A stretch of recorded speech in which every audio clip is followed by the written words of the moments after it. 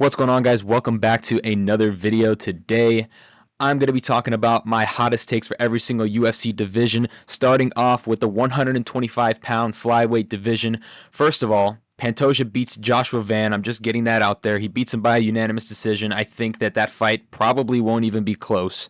Joshua Van is way too young, got up on the rankings way too fast, and I understand he showed up on short notice against Royval, and he did super well.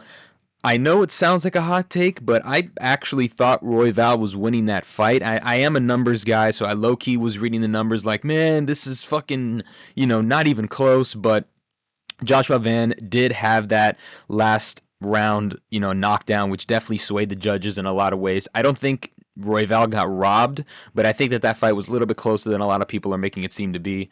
But Pantoja definitely beats him by a unanimous decision. But even in doing so, even if he were to knock him out, actually, I don't know if he were to knock him out, but if he were to, go in there for 5 rounds and put a fucking beating on him, I still think that everybody would still think that this division is super duper boring.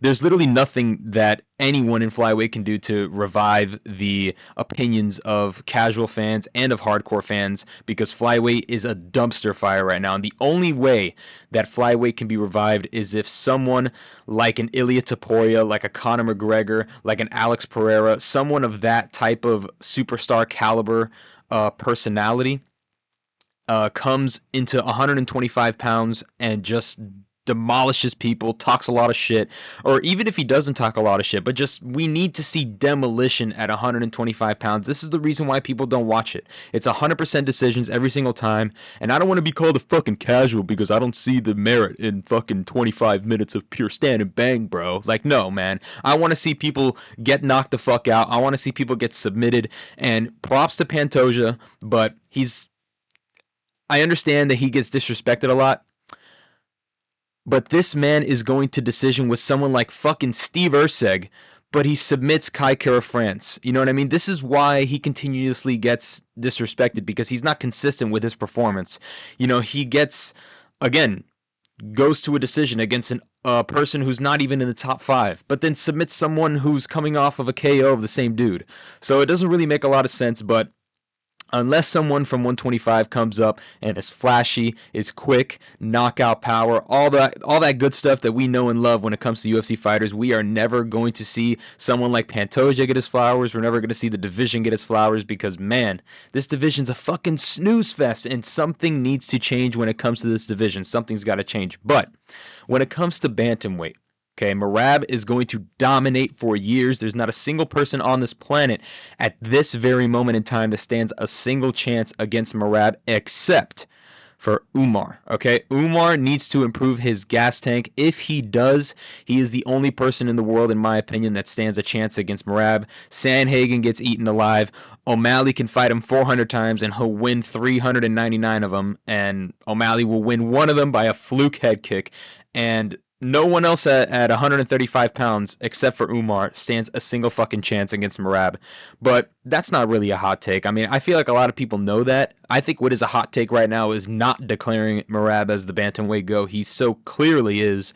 And anyone who doesn't think that is clearly living in the past. I'm not trying to hear about the fucking Dominic. Yo, did you see Dominic Cruz when he defended his title against Uriah Faber? I'm not trying to hear none of that shit, all right? Merab is knocking out not knocking out. I mean, the last thing Merab is doing is knocking people out. But he's still beating legends, and he's beating them convincingly, and he's beating high-ranked competition, people that people know about, fighters that people know about. So I'm not trying to hear any of this Dominic Cruz shit. He's the fucking bantamweight GOAT, man. Yo, bro, did you see prime TJ Dillashaw? Get the fuck out of here with that shit. Merab puts both of those people in a pack in the same fucking night, probably in back-to-back rounds. I'm not trying to hear that shit, but we'll move on to an even more interesting division, because I have a lot of heated debates with Eric about this, all right? And I think that nobody in the top 5, including Movsar Evloev, nobody in the top 5 deserves a title shot. And Topuria and Holloway leaving the division really screwed everything up, man, because say what you want about them needing to move up to 155. It's totally in their right to do that. They're legends of the sport. They get a chance to move up and do whatever it is that they want to do. Totally valid. However, the rankings now don't make any sense. I don't want to hear that Movsar Evloev is the #1 ranked featherweight in the world when he has never in his life touched a top 5 fighter in featherweight. Now, I know Aljamain Sterling is now ranked number 5, but at the time of their fight, he was ranked number 7, and that was by far his best win. Oh, but he beat Diego Lopez. He beat him on short notice, okay? And Diego Lopez at the time was making his debut. He wasn't even fucking ranked, okay? Like, what are we talking about right now, man? What are we talking about?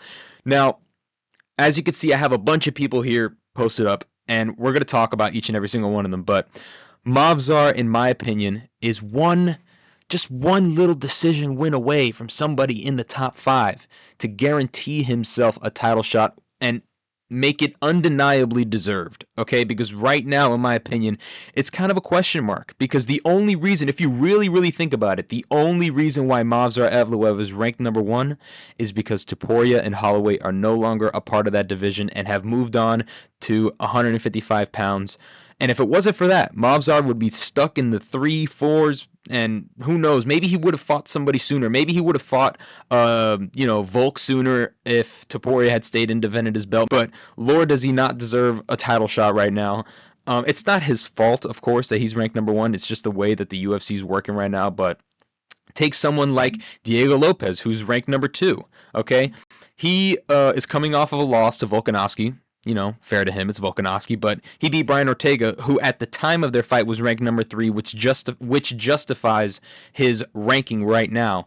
However, we need to see him fight somebody else. And I'm sorry, bro, but how the fuck did the UFC fumble Yair versus Lopez? How did they fumble that? It was literally made right in front of their eyes. And Yair's another one who's ranked number 3. Yair's ranked number 3. The last time he beat somebody was Pitbull, unranked, coming in from fucking Bellator. And before that, he was getting submitted by Brian Ortega, even though he dropped him 100 times. Like, how are you getting submitted by Brian Ortega when you have the fight at your fingertips 100 knockdowns over? It doesn't make any sense. Those two fighting should have been happened. It should have been announced. I can't believe that Lopez versus Silva is actually happening when Yair and Lopez is right there. But then you got Lerone Murphy and you got Aljamain Sterling. Those people also haven't beat anybody in the top 5 yet, are top 5 themselves. Now, I know that once you get into the top 5, it's because you kind of beat everybody under you, so I'm not really too mad at the Murphy and Aljamain Sterling, rankings, especially since Aljamain Sterling's coming off of a win against Brian Ortega, who is now officially declared as washed. I never want to hear Brian Ortega's name ever again. That dude is super washed. Oh, but Diego Lopez beat him to be at the time he was number 3, all right? So it fucking made sense because he had just beat Yair and his career, his trajectory wasn't fucking horrible, okay? It made sense why he was number 3 at the time. But if it wasn't for Topuria and Holloway leaving this division, a lot of fights would, seem more clear. I think a Holloway-Evloev fight probably would have happened instead of a Holloway versus Poirier, but I get it. Topuria and Holloway, they were tired of the fucking weight cut to 145. They wanted to move up and chase greatness at another weight class. Totally get it. But if we're being so for real, nobody in the top 5 deserves a fucking title shot, and that has got to change. But now on to a similar situation, all right? We got lightweight. Lightweight is in the same boat as fucking featherweight. No one in the top 5 deserves a goddamn title shot, okay? And Islam leaving the division also screwed this up. But there's a fix, and I'm going to get into that in a second.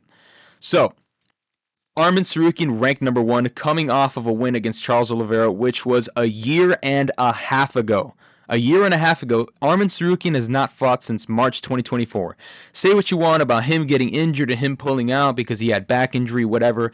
There's no excuse why Arman has not fought somebody yet. He's healthy now, okay? And he genuinely thinks that he could sit on the sidelines and go, hey, Dana, give me title shot. No, man, that's not how this shit fucking works. Never in the history, correct me if I'm wrong, but never in the history of the UFC has someone pulled out on a day's notice, on a week's notice from a title fight, and then once they were healthy, were given that same fucking title fight. Maybe John Jones, but that's John Jones, not fucking Arman Tsarukyan. I mean, what the hell are we talking about right now, okay? I don't want to hear Arman Tsarukyan's name in a title shot picture. He needs to fucking fight somebody. And Dana White already said that it's back to the fucking drawing board with this kid after pulling out on 1 day's notice. I mean, let's be for real. You're the CEO. Put yourself in Dana's shoes. You're the CEO of a fighting promotion, the biggest fighting promotion in the world, okay?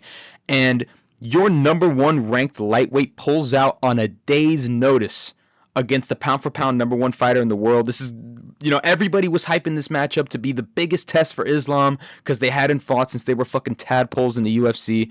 And then he pulls out. And it's like, okay, I get it. You were injured, right? But you got to earn your chops, man. How are you just going to sit there and go, Dana, give me title shot. I need title shot right now. I'm not going to fight unless it's the title. Who the fuck are you, dude? Like, your best win is a split decision win by against Oliveira, which he was super close to fucking losing in the first round if it wasn't for the illegal short slipping, okay? That's not supposed to happen. If those shorts didn't fucking slip, then Oliveira would have had that guillotine locked in tight.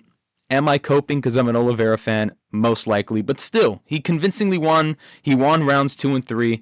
But there's no denying that Oliveira put up a really good fight, and there are arguments out there for Oliveira winning the fight in total. So you're going to get a title shot off of that win, all right? And the only reason why you're getting that title shot is because you're a stylistically great matchup for the #1 pound for pound person in the world, okay? It's not because you necessarily deserve it, okay? And then the fight before that, he knocks out old man Dariush. Before that, he fights Joaquin Silva. Like, come on, man. What are we talking about here? What are we talking about? And Justin Gaethje's another one, okay? You just got slept by Holloway, and you beat a short notice Fiziev, okay? Seriously, you think you deserve a title shot as well? Don't even get me started on Patty. I don't even know why I have him up there. I needed someone to fucking put up in there. He clearly does not deserve a title shot. I can't believe he was even in the fucking octagon during that 317 post-fight, press conference, or the post-fight interview when Topuria knocked out my glorious king. But there's no way. But there is a fix, and you guys aren't going to like the fix, but it matches up, in my opinion, it matches up perfectly with the timeline to what I think someone in Topuria's team said, that Topuria is not going to fight until early 2026. This is perfect. Knowing this information, we have 3 months left in the year, okay? Knowing this information, it is time to book Arman Tsarukyan versus Justin Gaethje. I know this is a big hear me out, but the winner fights Topuria in early 2026. It solves every problem. Okay, that's it. We don't have any more issues. It's over. Winner fights Topuria, done deal. Okay, this fight solves all of our problems. Okay, oh, Arman doesn't deserve it. Oh, Gaethje doesn't deserve it. Okay, put them together. Done. Winner fights the fucking champ. That's it. I don't know why this hasn't been booked yet. This is literally the easiest, solution to the problem at hand. And it's clearly because Arman just wants the title fight, and the same thing goes for Gaethje. I don't know why this hasn't been booked yet. It needs to happen. This solves everything. And again, winner fights Topuria early 2026. It lines up perfectly with Topuria taking a break. Apparently, he's taking a break until 2026, but why not? Give me one good reason why this fight shouldn't fucking happen, okay? Oh, because we already know the outcome. Yeah, Tsarukyan probably submits him, or he wrestle fucks him for 5 rounds. And what about it? That's it. Let him do that. Then he can get up and go, Dana, now can I have my title shot? Yes, you can have your fucking title shot now. That's it. It's undeniable, okay? But at least it takes all question out. And if Justin Gaethje were to do the impossible and knock out Arman Tsarukyan, then give him the title shot as well. He's proven, just by doing that, he's proven that he can still stand and bang with the best of them, because let's not forget, Gaethje's also coming off of a win, all right? So I don't know why this fight hasn't been booked. It needs to happen. It needs to be announced like now. So that way, when it eventually happens soon, in the next couple of months, after they've had maybe 8 weeks of training, then 6 months later, why not fucking fight Topuria? Especially if neither of these guys take no damage and the fight, ends pretty early. All right? This needs to happen, but moving on to welterweight. Now, if you guys have seen our last video, we gave our way too early predictions for a lot of the big fights that are coming up. But in that video, I said that Islam probably subs JDM. However, after watching JDM versus Bilal again, I am very, very scared for Islam. I'm not as confident in him anymore, and this fight is way closer than people like to seem. I think everybody is accidentally talking about this fight as if Makhachev has already won. I see interviewers talk to Topuria like, oh, you're going to go up for a third belt if Islam, wins. And it's like, whoa, buddy. What about JDM? You know what I mean? And it's kind of funny because no one genuinely thinks. This is one of those fights that's like, everybody already has a subconscious opinion on it. I think most people think that Islam is going to win just because it's written in the stars, just because it's a part of the fucking plot. It's a part of the UFC storyline. He's got to win. But, man, we might get a fucking reality check by JDM, bro. But Despite that, this is by far the best division in the UFC right now, but we need a number one contenders fight for after Makhachev versus Della Maddalena. This is obviously what needs to happen. And the number one contenders fight I got is Brady versus Shavkat Rakhmonov, all right? Winner fights JDM if he retains his title. I mean, this is super simple, honestly. Shavkat needs to make up for his inactivity. I genuinely think Brady subs Shavkat. I think that's a hot take. I'm not falling for the Shavkat fucking 19-0 marauder fucking boogeyman of the division. I'm not falling for that shit, okay? But even though I think Brady subs Shavkat to become the number one contender, if JDM beats Islam, notice how I put that. Okay, this scenario is only if. I mean, you could make the fight even if, Islam beats JDM. But if Islam were to beat JDM, this is the only fucking fight to make. Okay, Topuria versus Makhachev, welterweight title. I don't care about the lineage. I don't care about we need to keep the fucking division moving, man. We need to keep it. We have to have the lineage of the belt, man. What about the contenders? Fuck you. Okay, I don't care what it costs. We need to see this goddamn fight. Okay, this is a once in a lifetime. Anybody who's not pushing for this fight is not an actual MMA fan. Okay, because believe it or not, sometimes the casuals are right. Okay, because the casuals know what the fuck sells. There's a reason why casuals only watch the biggest cards. It's because it's the fucking biggest card. Hello? It's because it's the biggest fucking cards. This would be bigger than Conor versus Habib. This would be the greatest mixed martial arts fight in the history of humanity.